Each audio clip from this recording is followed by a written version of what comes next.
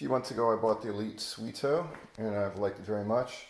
It was nice and quiet when I first got it, but after the first month it developed a creak that just got louder and louder. There's a previous video where I demonstrate it. And it mostly, when I'm on riding it, it mostly creaks when I go to the right instead of the left.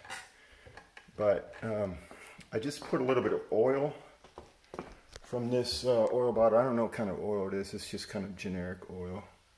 I don't know. My dad gave it to me 20 years ago. But so I put a little bit right down in here, and I really think that's what did it. I also put some down there, just a couple drops right next to the axle, and spun it. But as you can see, jiggling back and forth, it doesn't make a sound. So I really, wait, that's something else. That's the pads on the floor. But there's no sound coming from the axle anymore. So hope this helps somebody.